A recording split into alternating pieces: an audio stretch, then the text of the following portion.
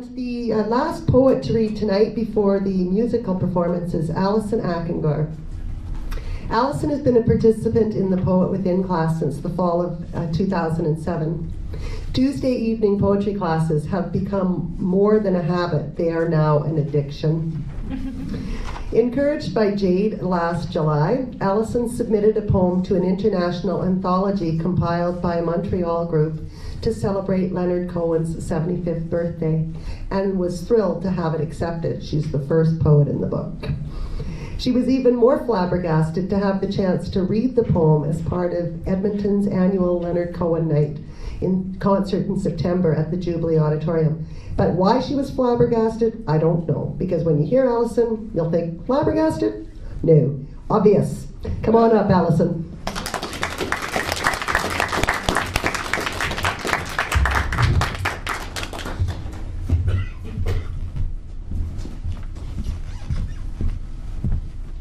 Thanks, Jade.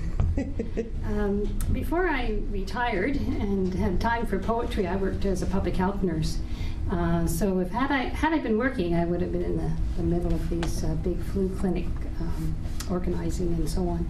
So this one just had to get out. It's called Pandemic Pandemonium. Flu frenzy is upon us. They warned us it would come. Pandemic pandemonium. Isn't this such fun? Flu frenzy is upon us. We don't want to get the shot until there is a short supply. Then we want what they haven't got. Flu frenzy is upon us, H1N1 on everyone's lips. The lineups are atrocious, except for the flames, of course. Flu frenzy is upon us. A cough meets with disdain. Stay home with real or phantom flu. No one wants to be near you. Flu frenzy is upon us. We should all stay home in bed. There might be a rise in birth rate, but the flu virus won't spread.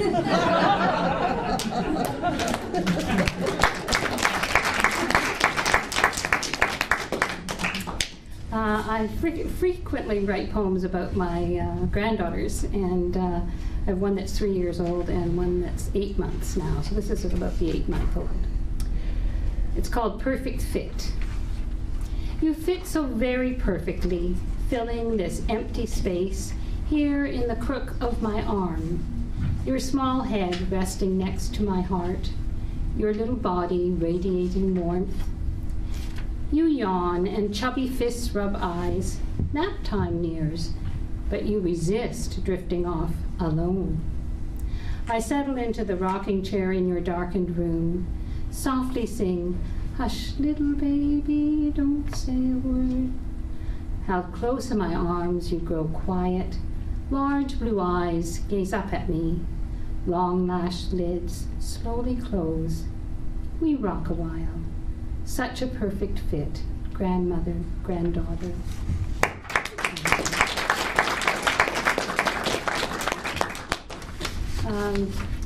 And I've been working on a book about my mother and sort of capturing family history, and I'm looking at old photos and doing this, and I found a photo of my grandmother in her very small kitchen, standing by her stove with a tray full of preserving jars.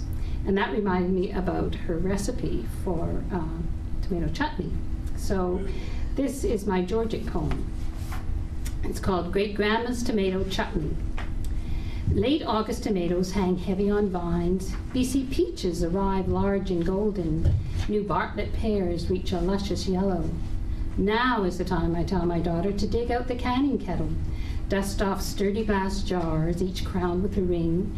We'll make Great Grandma's tomato chutney tomorrow.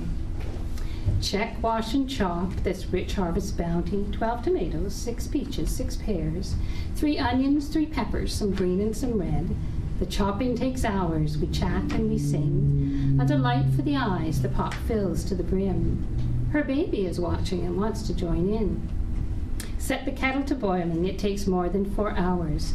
Fill the cheesecloth pouch with pickling spice to float in the pot with sugar, vinegar, and salt. Stir the mixture, making a figure 8. Sterilize the jars, you wish there weren't so many. Now baby needs something in her tummy. Inhale the pungent scent of spices as kitchen windows fog up with steam. Great-grandma's ghost seems very close. Deep summer colors now melted together. Ladle a thickened brew with care. Bounce babe on your hip, no time to spare. Screw on the caps, arrange in the kettle, cover with water to boil once again. Cool on a rack, check that they're sealed. At day's end, 12 pretty jars stand in a row. Baby's dozing, her mum rocks her to and fro. Another summer preserved in a jar. Great-grandma would approve.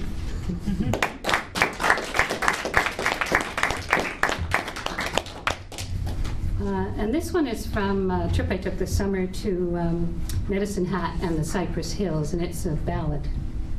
It's called Hawk and Coyote's Tale. A red-tailed hawk soars above the scene, a coyote runs beneath. A tale they tell of what befell the creatures who used to be. From a high bluff, a tall man stares into a vast open plain, this sacred site of vision quest where he seeks to heal his pain. In desperate hope from his vantage point, he scans, just like a bird, for somewhere, feeding on prairie grass, the view of a buffalo herd. He slips between rocks that lead downhill to the people who wait to hear. His face is grim, the news is bleak, no food for them this year. The thunder of stampeding hooves reduced to the silence of piles of bones. The people they fed for countless years left starving and soon overthrown. Hawk screeches and swoops as timbers and rails form a track across the land. Coyote races away from an engine's roar. At night he howls with his band. Soon a line of fence posts makes its way, piercing the ancient clay. Hawk still soars above the fields, coyote still free to play. But travel by train or smooth blacktop, speed fast across the plain. On this vast expanse, a presence lost, no free roaming tribes or bison remain.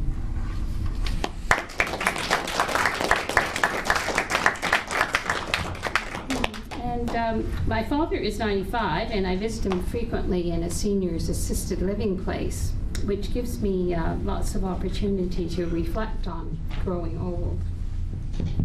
And this is a memoriam poem, Ending of My Days.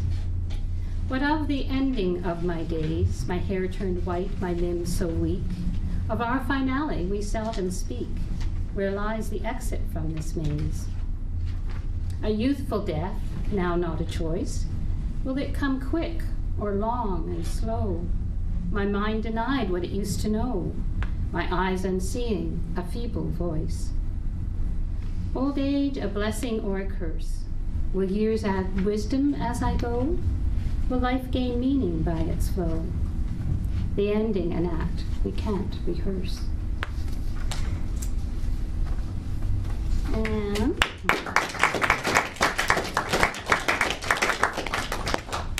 this is my pastiche poem, and I decided to choose one of John Keats' poems because that's Jade's favorite poem. I think I'm right on that. Thanks, Allison. So his poem was To Autumn, but mine is To Winter. Seeing as how we have to have it, might as well write about it. To winter, season of frost and sculpted drifts of snow, close friend of lengthy nights, abbreviated days.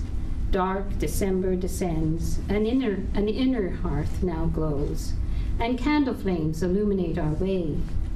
Flakes fall silently upon a sleeping earth, white covering spread in insulating layers.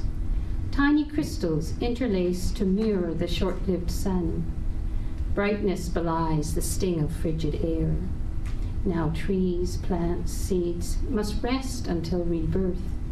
This frozen season also has its worth.